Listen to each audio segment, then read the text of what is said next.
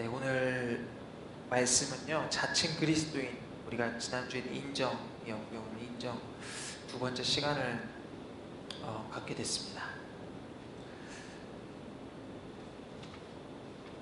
저는 지금 이제 살아있는 교회를 개척했잖아요. 살아있는 교회를 개척하고 난 다음에 제가 말씀을 전하면서 늘 말씀을 전할 때마다, 준비할 때마다 늘 염두에 두고 있는 포인트, 그 관점이 있습니다. 그것은 바로 하나님 나라입니다. 우리 함께 따라해 보실까요? 하나님 나라. 하나님 나라. 예. 성경을 관통하고 있는, 성경 전체를 관통하고 있는 유일한 사상인 이 하나님 나라. 이 하나님 나라는요, 예수님께서 이 땅 가운데 오심으로 그 하나님 나라가 이 땅 가운데 임하였습니다. 그리고 지금 우리가 살아가고 있는 이 시대에도 하나님 나라는 임하고 있고, 마지막 때 예수님께서 이 땅 가운데 오실 때 그 하나님의 나라는 완성될 것입니다. 근데 이 하나님 나라가요, 어떤 분들에게는 생소할 수 있고요, 어떤 분들에게는 되게 어려운 개념일 수 있습니다. 이 하나님 나라라는 것이. 근데 여러분, 이 하나님 나라는요, 우리 그리스도인들, 하나님 나라, 이 하나님의 백성들이 삶을 살아갈 때 우리의 삶을 통하여 하나님의 통치를 받고, 우리가 하나님의 통치를 받고 하나님의 뜻을 드러내는 그 삶의 모습, 그렇게 하나님 나라 백성들이 살아가는 그 나라를 하나님 나라라고 합니다. 이것을 좀 더 쉬운 개념으로 좀 설명을 해보자면, 우리가 쉽게, 여러분이 좀 더 이해하기 쉽게 쉬운 개념으로 설명해 보자면, 우리의 삶과 우리의 신앙이 일치하는 모습, 그것을 하나님 나라다라고 이야기할 수 있습니다. 우리의 삶과 우리의 신앙이 일치하는 모습. 여러분, 우리는 구원받기를 원합니다. 여기에는 구원받으신 분도 있고 구원받지 않으신 분도 계십니다. 여러분, 교회 다니면서 가장 중요한 것이 뭐라고 생각하세요? 교회 다니면서 가장 중요한 것. 교회 다니면서 가장 중요한 것, 저는 교회 다니면서 가장 중요한 것이 예수님 믿고 구원받는 것이다 라고 생각을 합니다. 예수님 믿고 구원받는 것. 여러분, 우리는 반드시 죽게 되어 있는데요, 죽고 난 이후에는 반드시 심판을 받거든요. 그리고 천국 갈 것이냐 지옥 갈 것이냐, 누가 묻더라고요 저한테. 천국과 지옥이 있는 것을 어떻게 아냐는 거예요. 천국과 지옥이 없으면 어떻게 할 거냐. 제가 물었죠. 그러면 없으면 다행인데 있으면 어떡할 거냐고. 천국과 지옥이 없으면 다행인데 있으면 어떡할 거냐고. 여러분, 천국과 지옥은 반드시 있는데, 그렇다면 우리는 이 죽음 이후의 문제를 해결받아야 합니다. 그렇다고 예수님을 믿으면 우리가 천국을 가게 되는데, 그렇다고 우리가 이 예수님을 우리가 천국에 가기 위한 수단으로 생각해서는 안 됩니다. 예수님은 저와 여러분을 구원하시기 위하여 자신의 생명도 아끼지 아니하시고 십자가에 달리셨습니다. 그리고 여러분과 제가 지은 죄 때문에, 우리의 지은 죄 때문에 십자가에 달리신 것입니다.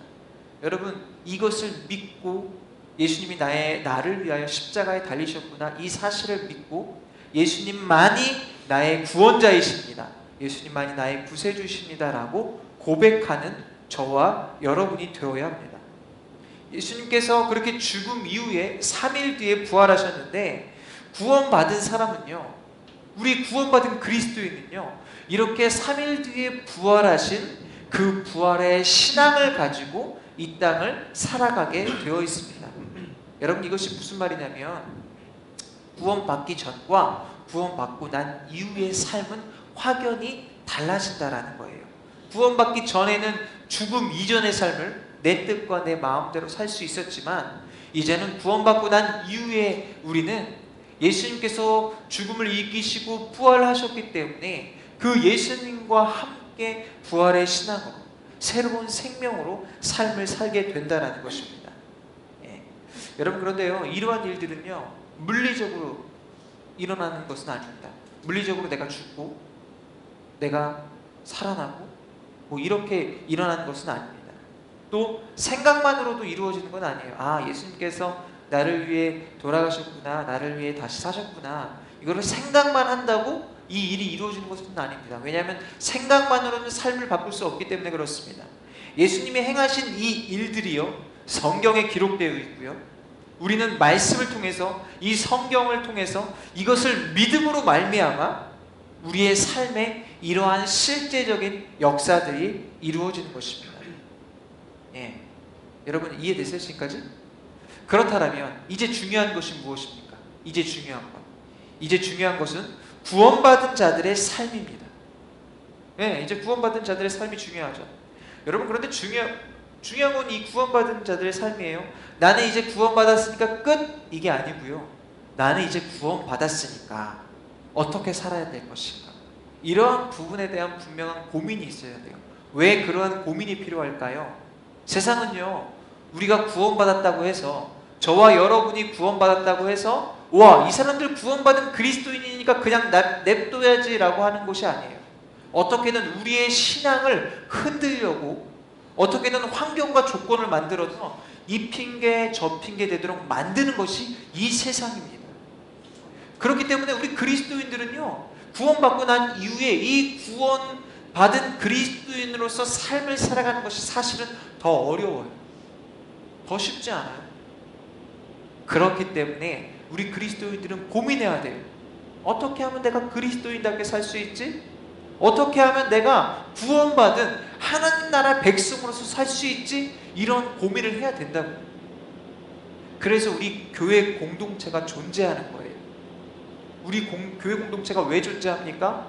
우리 구원받은 그리스도인, 우리 그리스도인들이 함께 이곳에서, 야, 우리 어떻게 하면 삶과 신앙이 일치할 수 있지? 함께 말씀을 보고 기도하고 함께 연구하고 함께 고민하면서 서로의 믿음을 성장시키기 위한 공동체가 바로 교회 공동체다라는 거예요. 여러분, 믿음이라는 것은 생명이에요. 우리 함께 따라해 볼까요? 믿음은 생명이다. 예, 믿음은 생명이에요. 생명이기 때문에 여러분, 그렇잖아요. 생명이라는 것은요, 유지가 없어요. 퇴보가 없어요. 생명은요, 성장하지 않으면 반드시 죽게 됩니다. 예, 그래서 신앙생활을, 이런 사람들 있잖아요. 굴욕으로 하는 사람들, 짬밥으로 하는 사람들, 이런 사람들은요 거의 믿음이 죽었다라고 생각하십니다. 야, 나는 내가 교회 다닌 지가 몇 년인데, 이런 사람들, 믿음이 계속 성장하지 않는 사람들은요, 그 사람들의 믿음은 죽은 사람들이에요. 신앙생활은 결코 짬밥이 아니에요. 내 관념이 아니에요. 그러한 이론이 아니고 내 경험이 아니다라는 거예요. 내 경험상, 야, 내가 그래도 살면서 20년 정도 신앙생활 했는데 그래도 내가 여기 있는 사람들 중에 몇 번째 정도는 되겠지? 이런 사람들은 대부분 죽은 그리스도인, 이런 사람들을 바로 자칭 그리스도인이라고 합니다. 여러분, 이 자칭 그리스도인이 얼마나 위험한 존재인지 아십니까? 이들은요, 흑도 아니고 백도 아니고, 이들은 회색지대에 있는 사람이에요. 그래서 제일 위험한 사람들이 이 자칭 그리스도인. 여러분, 그렇다면 이 자칭 그리스도인, 이 관념적 그리스도인은 왜 생겨날까? 여러분, 왜 생겨날까요? 이런 그리스도인은 일단 생각이 이분화되어 있기 때문에 그렇습니다. 생각이 이분화되어 있어요. 저희도 오늘 이제 예배를 지금 드리고 있는데, 여러분 생각해 보십시오. 예배는 영적인 것입니까? 영적인 것이 아닙니까? 예배는 영적인 것이죠. 오늘 우리가 예배를 준비하면서 많은 것들을 했어요. 전도도 했고, 또 뭐 PPT도 만들고, 주보도 만들고, 음향도 준비하고, 배너도 세우고, 또 아침에 우리 또 졸지 않기 위하여 커피도 한 잔씩 마셨죠. 이 일들 중에 영적인 일들과 영적인 일들이 아닌 것을 구분한다면 여러분 구분하실 수 있습니까? 전도는 영적인 것입니까? 커피 마시는 것은 영적인 것입니까?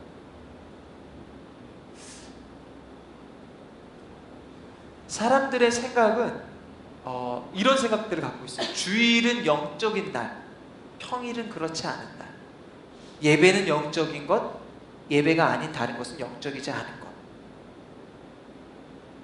여러분, 그런데요, 교회에서 행해지는 것 중에 영적이지 않은 것이 있다고 칩시다. 그러면 교회에서 그 일을 행해야 될까요? 행하면 안 되겠죠. 왜냐하면 영적이지 않은 것이니까. 교회의 주인은 영이신 하나님이시기 때문에, 예수 그리스도의 몸된 교회이기 때문에 영적인 것을 추구해야 되지 않습니까? 그렇다면 교회는 비영적인 것, 영적이지 않은 것을 행하면 안 되겠죠. 한마디로 오늘 우리가 행했던 이 모든 것들을 생각해 보십시오. 커피를 마시는 것, 전도를 하는 것, 예배를 준비하는 모든 행동, 행위, 우리가 함께 인사하는 것. 그렇다면 이것들이 영적인 것일까요? 영적인 것이 아닐까요? 여러분, 하나님은요, 우리에게 10%만 하나님이십니까? 20%만 하나님이십니까? 하나님은 우리에게 100% 하나님이시죠. 무슨 말이냐면, 여러분, 우리의 삶에 행해지는 것, 오늘 예배를 준비하면서 드려졌던 모든 것, 이 모든 것이 영적인 것이라는 거예요. 하나님이 받으시는 것이라는 거예요. 하나님이 함께 하신다라는 거예요. 할렐루야.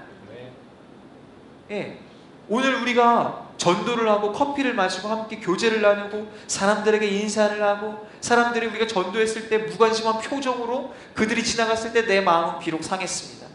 그러나 이 모든 행동이 다 영적인 것이라는 거예요. 왜냐하면 우리 하나님은 나에게 100% 하나님이시기 때문에 그렇습니다. 그 하나님은 언제나 나와 함께 하시고 내 삶의 모든 상황, 모든 순간들마다 나의 주인 되어주시기 때문에, 그분이 나를 바라보고 계시기 때문에 내 삶의 모든 것들이 영적이다라는 거예요. 여러분, 나누지 마십시오. 내 삶의 모든 것들이 영적인 것임을 기억하시기를 바랍니다. 왜 오늘 말씀을 시작하면서 이런 말씀을 드렸냐면, 오늘 본문에 나오는 이 아나니아와 삽비라가 이러한 자칭 그리스도인, 관념적 그리스도인이었기 때문에 그렇습니다. 그들은요, 이 삶과 신앙을 이분화했어요. 삶과 신앙은 분리되어 있다라고 생각한 거예요. 신앙 예배 드릴 때는 하나님이 함께 하시지, 삶을 살 때는 하나님 나와 함께 하시지 않지, 이러한 삶과 신앙을 이분화하는 사람들이었어요. 그래서 세상적인 방법으로 내 신앙을 포장하려고 했습니다. 사도행전, 우리 오늘 본문 말씀이 5장인데 그 앞에 우리 4장을 함께 좀 읽어볼게요. 앞에 배경이 이러한 배경이었어요. 제가 32절, 여러분이 33절, 우리 한 절씩 교독해서 읽도록 하겠습니다.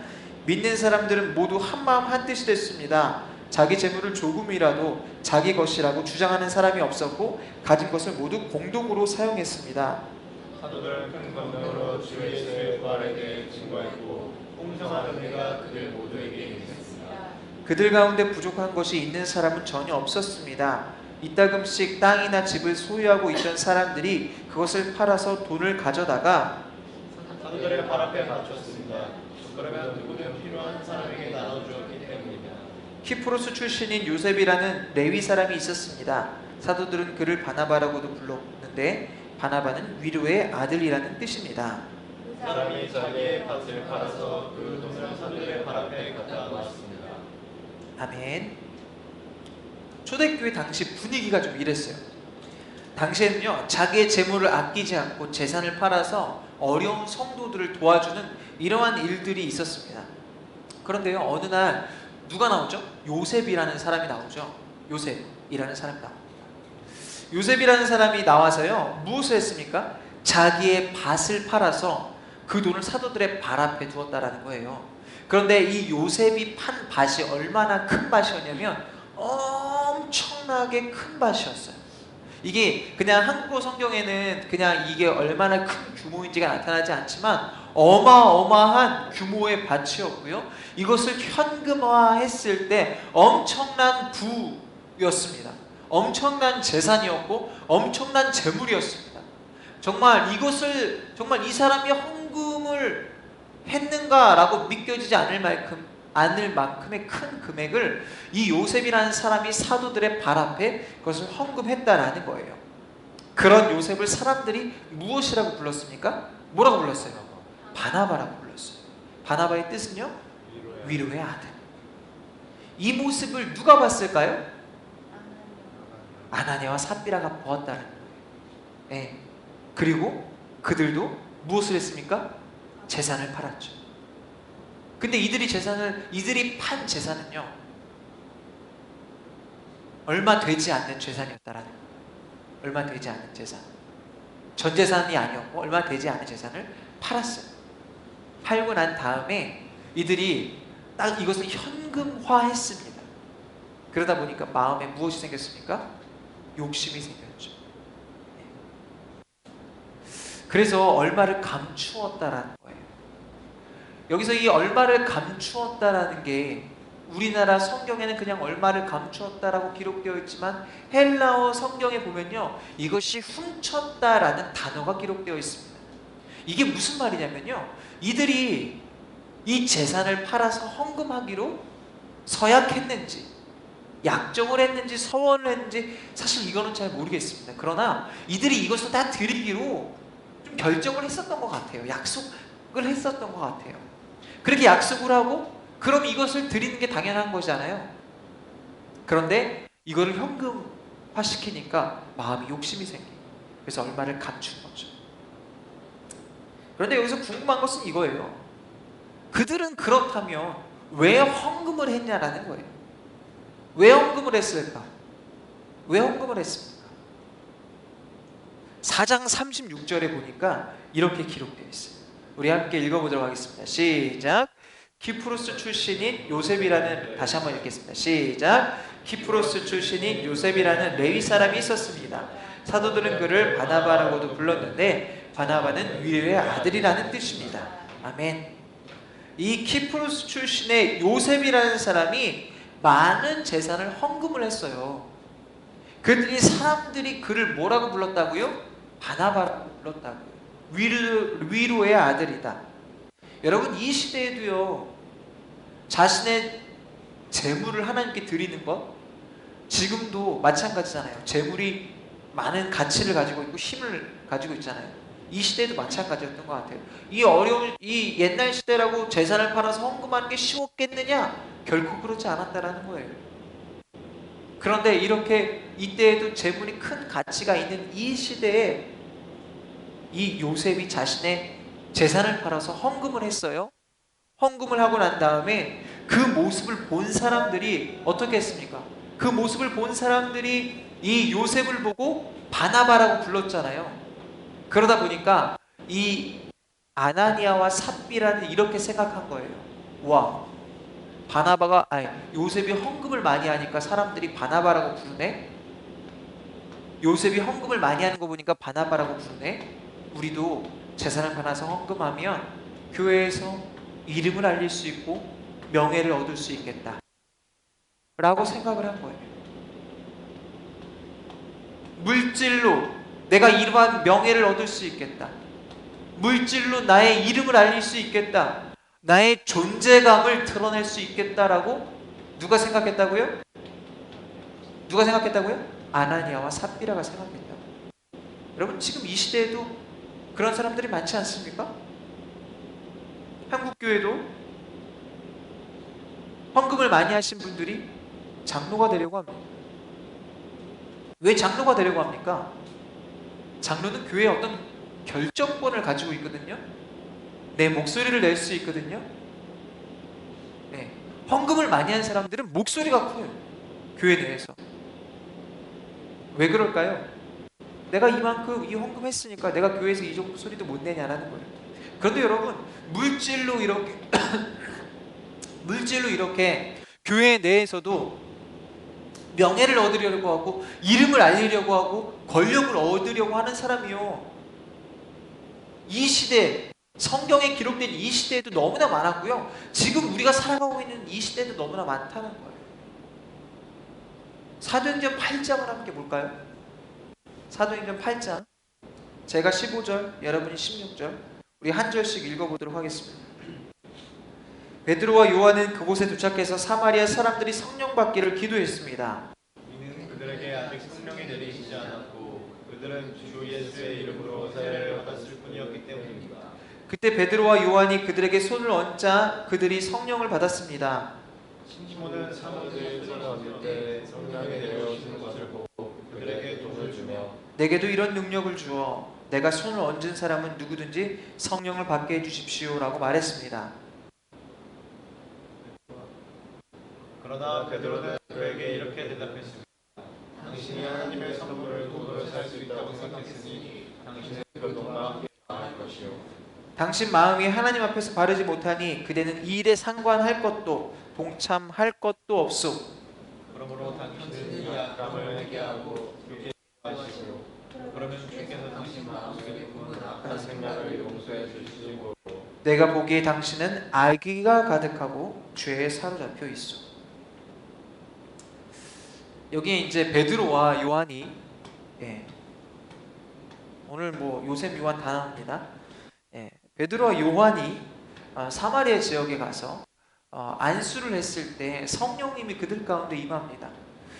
그 모습을 이 마술사예요.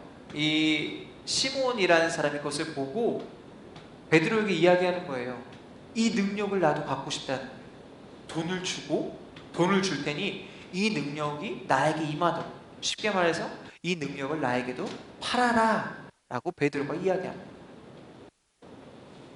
무엇입니까? 내가 돈으로 능력을 사겠다라는 거 아닙니까? 예? 내가 돈으로 이 능력을 사겠다. 이러한 시몬을 보고 베드로가 뭐라고 이야기했죠?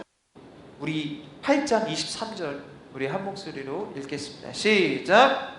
내가 보기에 당신은 악의가 가득하고 죄에 사로잡혀 있어. 여러분, 돈이 많은 게 죄입니까?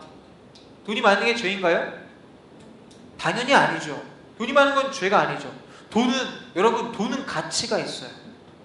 돈은 가치가 있어요. 돈이 있으면 할 수 있는 것들이 정말 많습니다. 명예를 얻을 수 있어요. 아까 이들이 하려고 했던 것처럼 돈으로 명예를 얻을 수 있고요. 권력을 얻을 수 있습니다.